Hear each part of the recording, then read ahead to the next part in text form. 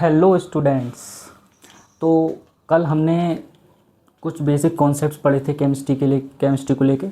और आज हम ये समझिए कि आज हम वो पढ़ने वाले हैं जो केमिस्ट्री के लिए बहुत ज़्यादा ज़रूरी है। ये नॉर्मल सी चीज़ है, यहाँ से केमिस्ट्री स्टार्ट होती है, असली केमिस्ट्री यहाँ से स्टार्ट होती है।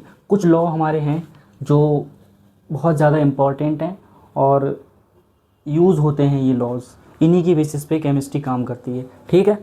तो लॉ ऑफ केमिकल कंपोजिशन, ठीक है, लॉ ऑफ केमिकल कंपोजिशन।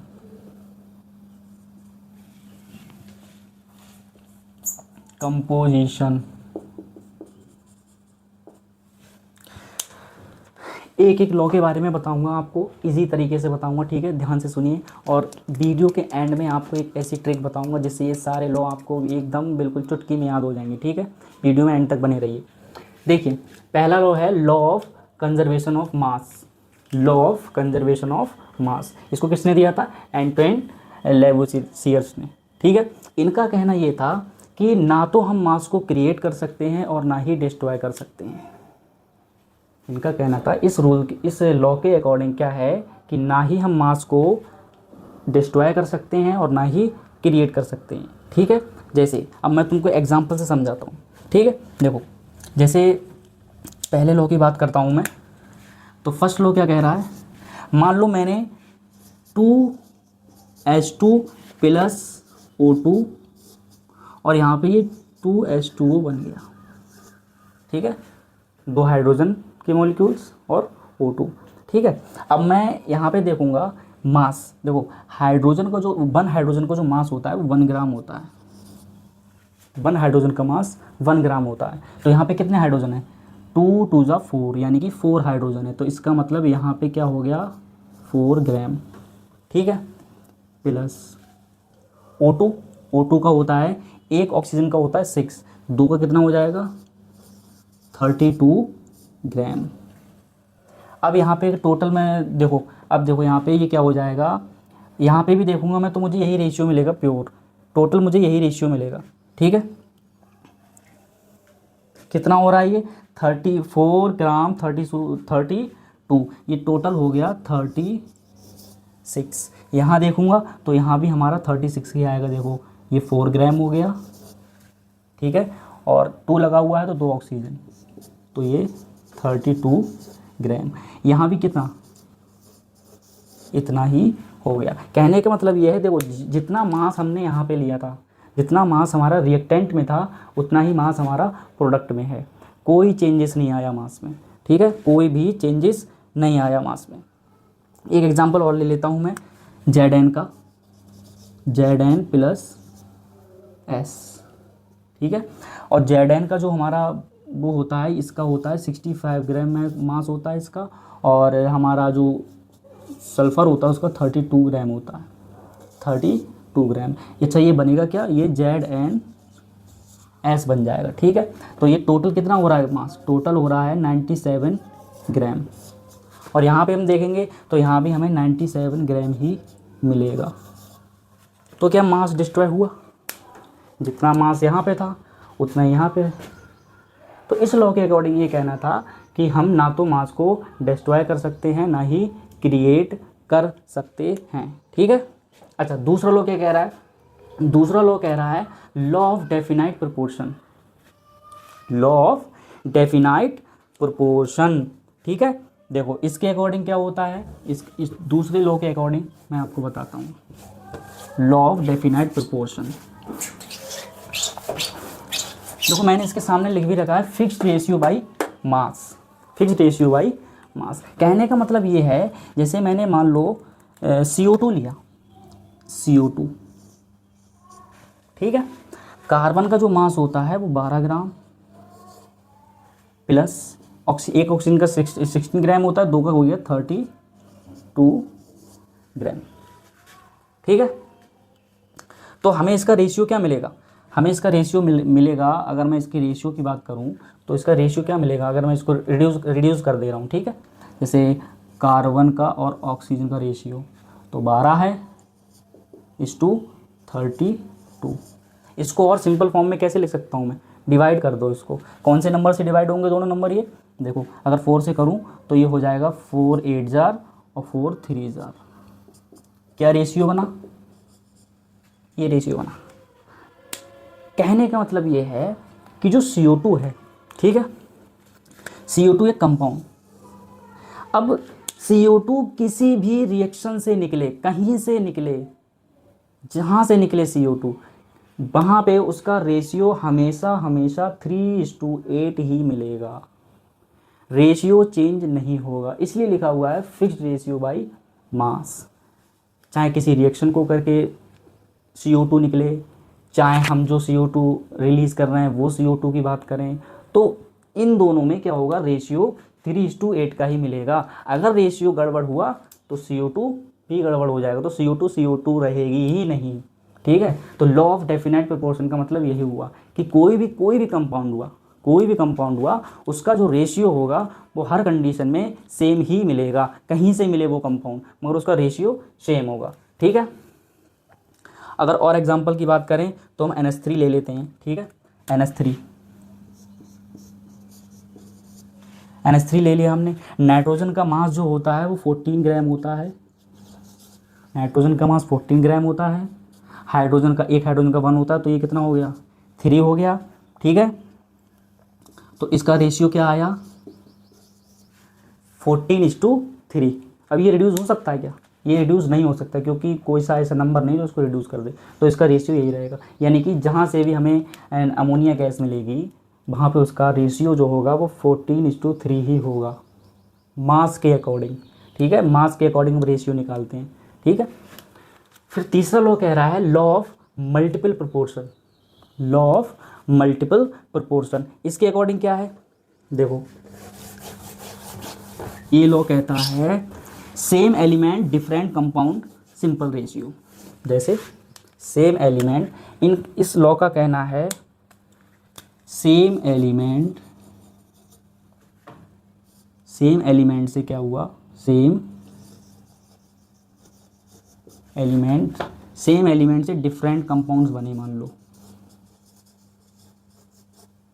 और उसका जो रेशियो होगा वो हमें सिंपल रेशियो मिलेगा। सिंपल रेशियो का मतलब है होल नंबर में मिलेगा, ऐसा नहीं होगा कि 1.7 1.6 होल नंबर में, ठीक है। सिंपल रेशियो मिलेगा। कैसे, एग्जांपल से समझते हैं। जैसे मैंने CO लिया, यहाँ पे CO और CO2, ठीक है। ऑक्सीजन कॉमन है दोनों में, हाँ, तो दोनों में ऑक्सीजन कॉमन है, ठीक। देखो कार्बन का 12 ग्राम होता है, यानी कि 12 ग्राम कार्बन, और तुम्हारा प्लस ये ऑक्सीजन का होता है 16 ग्राम ऑक्सीजन, ठीक है। अब इसको देख लेते हैं, तो यहाँ पे ये 12 हो गया, 12 gram carbon plus 32 gram oxygen. 32 इसलिए ले रहे हैं क्योंकि 2 ऑक्सीजन है यहाँ पे। अब मैं अगर देखो ऑक्सीजन दोनों में सेम है, अगर मैं इनकी रेशियो की बात करूँ तो इसका रेशियो मुझे क्या मिलेगा, रेशियो मुझे मिलेगा, कंपाउंड डिफरेंट है ना, दोनों का, एक कार्बन मोनोऑक्साइड है, एक कार्बन डाइऑक्साइड है, तो अगर मैं इसकी रेशियो की बात करूं तो क्या मिलेगा, तो एक में है 16 और एक में है 32, ये रेशियो मिला। रिड्यूस हो जाएगा, हाँ हो जाएगा।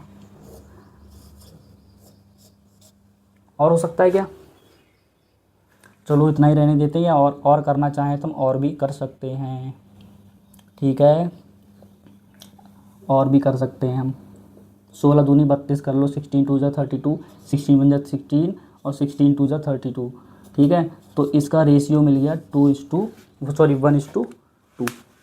कहने का मतलब ये है लॉ ऑफ मल्टीपल प्रोपोर्शन ये कह रहा है कि हम कोई भी डिफरेंट कंपाउंड लें और उसमें कोई भी, जैसे इसमें देखो मैंने लिख दिया सेम एलिमेंट से कोई डिफरेंट कंपाउंड मिले और उन डिफरेंट कंपाउंड्स में उस सेम एलिमेंट का जो रेशियो मिलेगा वो सिंपल रेशियो मिलेगा, ठीक है। तो यहाँ हमने ले तो कार्बन ले सकते थे मगर यहाँ पे 12 है तो इसका कोई मतलब नहीं बनता। देखो यहाँ पे डिफरेंट है, सेम एलिमेंट था मगर यहाँ पे जो उनका मास है वो डिफरेंट है, इसलिए हमने ऑक्सीजन को लिया, ठीक है। तो जो हमने देखा दोनों कंपाउंड में ऑक्सीजन का जो मास है उसका जो रेशियो है वो हमें सिंपल प्रोपोर्शन में मिला। सिंपल का मैंने मतलब बता दिया कि ऐसा नहीं मिलेगा कि 1:1.2, ऐसा ऐसा कुछ होता नहीं है, रेशियो में ऐसा कुछ होता नहीं है, ठीक है। तो इस तरह से हमारा थर्ड लॉ कंप्लीट होता है। फोर्थ लॉ क्या कह रहा है, law of reciprocal proportion, law of reciprocal proportion, ठीक है। तो इसके अकॉर्डिंग क्या होता है, ये कहता है लॉ, ये लॉ कहता है कि इनडायरेक्ट रेशियो से डायरेक्ट रेशियो क्या होता है, रिलेटेड होता है। जैसे मैं भी बताऊंगा, ध्यान से सुनना। इनडायरेक्ट रेशियो से डायरेक्ट, जो इनडायरेक्ट रेशियो होता है वो डायरेक्ट रेशियो से रिलेटेड होता है, ठीक है। इनडायरेक्ट रेशियो भी एग्जांपल लूंगा तब समझ में आएगा। देखो हमारे पास कोई ए एलिमेंट है, कोई बी एलिमेंट है, और हम इसकी दोनों की रिएक्शन किसी सी एलिमेंट से करा रहे हैं, इन दोनों की रिएक्शन किसी सी एलिमेंट से करा रहे हैं। होगा क्या, देखो तो एक जनरल वे में बता रहा हूँ, अभी उसका एग्जांपल भी लूँगा।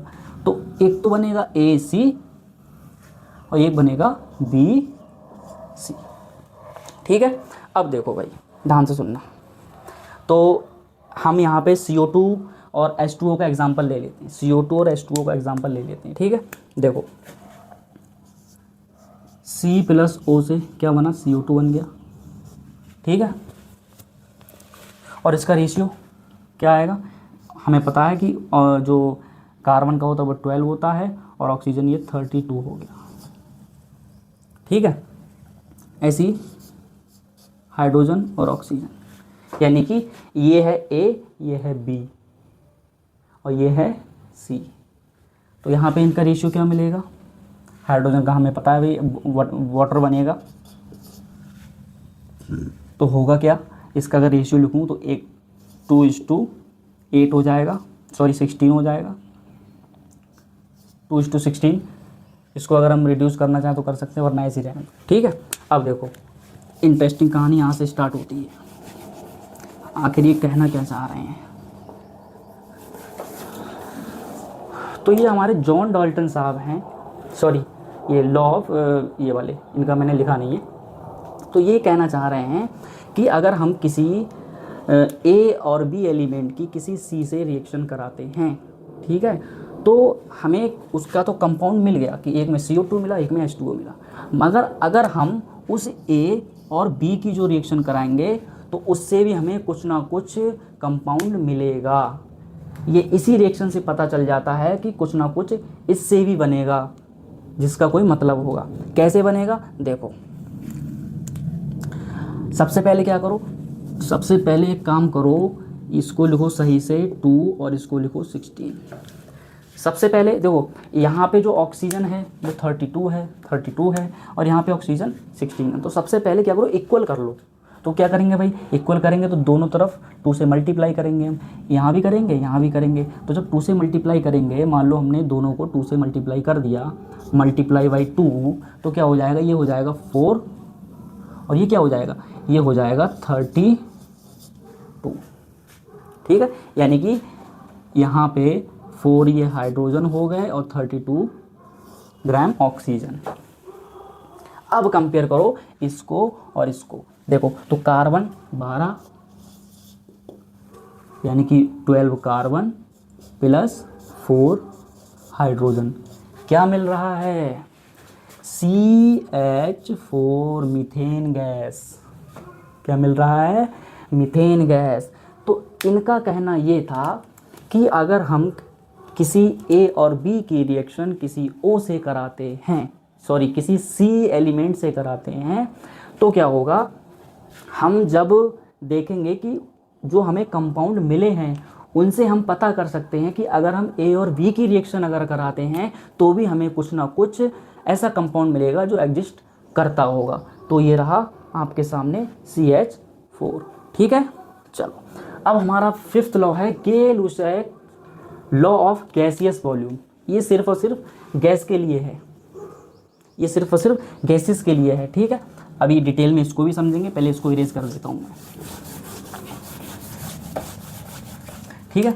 तो इनका कहना ये था, देखो gas volume simple whole number ratio में रिएक्ट करती हैं। जैसे गैस वॉल्यूम जो होती हैं, इनका कहना ये था कि जो गैस वॉल्यूम होती हैं, gas volume react in simple whole ratio. वही यहाँ भी वही चीज़ कह रहे हैं कि यहाँ पे हमें रेशियो जो होगा वो सिंपल रेशियो ही मिलेगा, ठीक है। एग्जांपल लेके समझते हैं। जैसे हमने क्या किया, दो hydrogen, to O2 sorry O2 लिया, क्या बन गया, 2H2O बन गया। रेशियो समझना, रेशियो इंपॉर्टेंट है। देखो यहाँ पे हाइड्रोजन के मॉलिक्यूल्स कितने हैं, यहाँ पे मॉलिक्यूल्स देखेंगे हम, ठीक है। हमने पहले ही कहा था कि गैसियस के, ये गैसेस के लिए एप्लीकेबल है, इसमें हम क्या देखते हैं, गैसेस के लिए एप्लीकेबल है। तो यहाँ पे देखो हमने गैस ही लिए है और कुछ नहीं लिया है, ठीक है, इसीलिए गैसेस के लिए एप्लीकेबल होता है ये। तो यहाँ पे देखो कितने मॉलिक्यूल है हाइड्रोजन के, 2:2। ऑक्सीजन कितने मॉलिक्यूल हैं, 1। यहाँ पे वाटर कितने मॉलिक्यूल हैं, 2, ठीक है। अब सुनो, देखो ये कह रहे हैं, मतलब इनका कहने का ये था कि अगर हम गैसेस की रिएक्शंस कराते हैं और हमें जो प्रोडक्ट मिलता है तो उनका सबका जो रेशियो होगा, टोटल रेशियो जो होगा वो क्या होगा, सिंपल होल नंबर का रेशियो होगा। यहाँ भी हमें कोई डेसिमल में कोई नंबर नहीं मिलने वाला, यहाँ भी सिंपल रेशियो में ही मिलेगा। अगर मैं नाइट्रोजन ले लूँ प्लस 3H2 ले लेता हूँ, 3H2, तो क्या मिलेगा, 2NH3। यहाँ पे देख लो रेशियो भाई, यहाँ पे नाइट्रोजन कितने मॉलिक्यूल हैं, 1:2। वाटर हाइड्रोजन कितने हैं, 3:2। और अमोनिया कितने मॉलिक्यूल हैं, 2। ये रहा रेशियो। तो कोई भी गैसेस की रिएक्शन हमने कराई और हमें क्या होगा, वो जो हमें रेशियो मिलेगा वो हमें सिंपल होल रेशियो मिलेगा। सिंपल होल रेशियो, समझ रहे हो, होल रेशियो। इस तरह के नंबर मिलेंगे डेसिमल में नहीं, ठीक है, ना ही इस तरह से, इस तरह से नहीं मिलेंगे, ठीक है। तो ये लॉ ये कहता था, ये ओनली मैंने बताया था ये सिर्फ और सिर्फ गैसेस के लिए एप्लीकेबल है, ठीक है। अच्छा, गैसेस के लिए एप्लीकेबल है, कब एप्लीकेबल है, सिर्फ और सिर्फ same temperature and pressure, same temperature and pressure पे ही। ऐसा नहीं है कि टेम्परेचर, इसका टेम्परेचर अलग, इसका टेम्परेचर अलग, ठीक है, दोनों टेम्परेचर सेम टेम्परेचर पर ये पॉसिबल है। सेम टेम्परेचर एंड प्रेशर पे ही हमें रेशियो इस तरह का मिलेगा, ठीक है। एवोगैड्रो लॉ डायरेक्ट कनेक्शन रखता है इससे, इनका एवोगैड्रो का कहना था, एवोगैड्रो क्या कह रहे थे, ये भाई साहब ने बताया था, इन भाई साहब ने ये बताया था कि जो कोई भी कंटेनर में गैस है, दो कंटेनर में कोई गैस है, मान लो इसमें गैस है, ठीक है।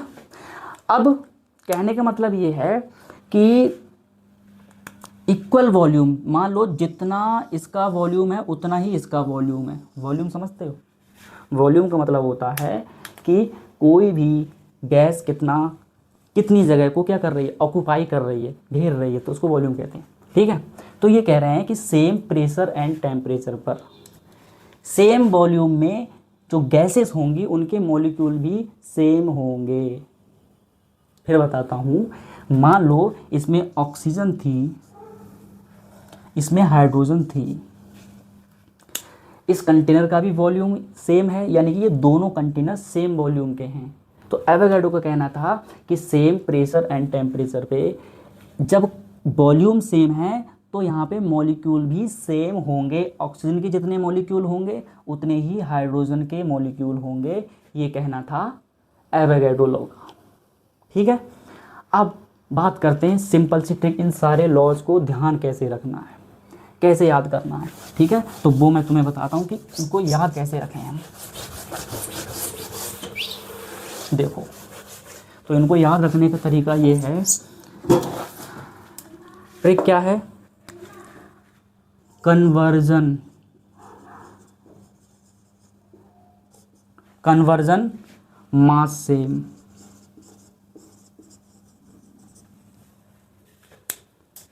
कन्वर्जन जो कन्वर्जन वाला था ये, इसमें मास सेम रहेगा। मैंने इसमें बताया था कि मास जो है वो डिस्ट्रॉय नहीं होता है, ना ही डिस्ट्रॉय होता है, ना ही क्रिएट कर सकते हैं, ठीक है।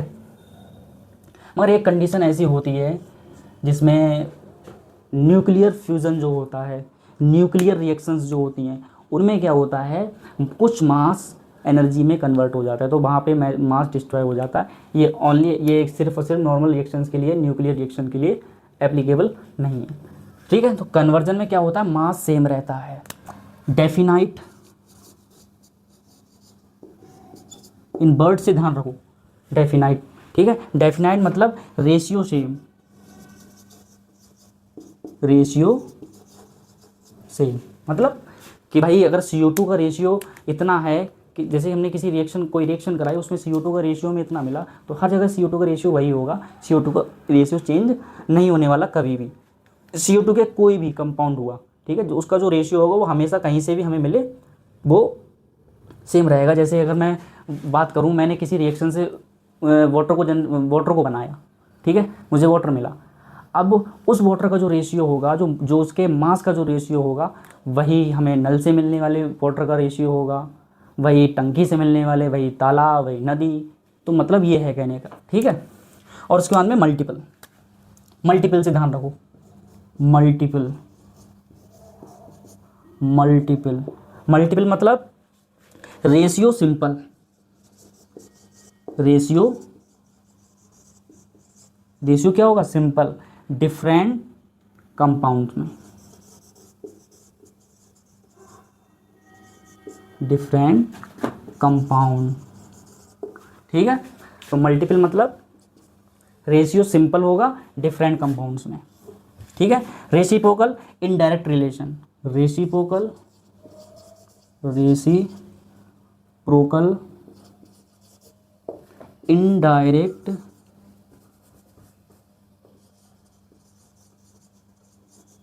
Indirect relation.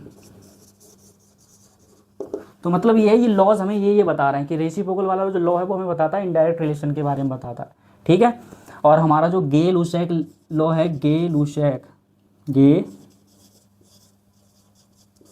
लुशैक कहता है वॉल्यूम रेशियो, क्या, गे लुशैक ने यही तो बताया था कि वॉल्यूम जो होता है, वॉल्यूम का जो रेशियो होता है वो कैसा होता है, सिंपल होता है, गैसेस के लिए एप्लीकेबल था ओनली, ठीक है। और एवोगैड्रो ने सिंपल बताया था, एवोगैड्रो ने कहा था, एवोगैड्रो इन्होंने कहा था कि volume is equal two molecule, simple सा है। अगर किसी भी कंटेनर में, सेम वॉल्यूम के कंटेनर में अगर कोई भी गैस भरी हुई है तो उसमें उनका जो मॉलिक्यूल्स होंगे वो भी सेम ही होंगे, ठीक है। तो आज के लेक्चर में हमने ये बहुत इम्पॉर्टेंट, इसके जो कुछ न्यूमेरिकल्स होंगे, ठीक है, इन लॉज के ऊपर न्यूमेरिकल्स आते हैं, ठीक है, वो भी मैं कराऊंगा, धीरे धीरे कराऊंगा, ठीक है। आज हमने ये पढ़ा, कल हम मोलैलिटी और मोरलिटी के बारे में पढ़ेंगे, उसके बाद में हम इसके न्यूमेरिकल्स देखेंगे, ठीक है। तो आज के लिए बस इतना ही रखते हैं, कल मिलते हैं एक नए लेक्चर के साथ।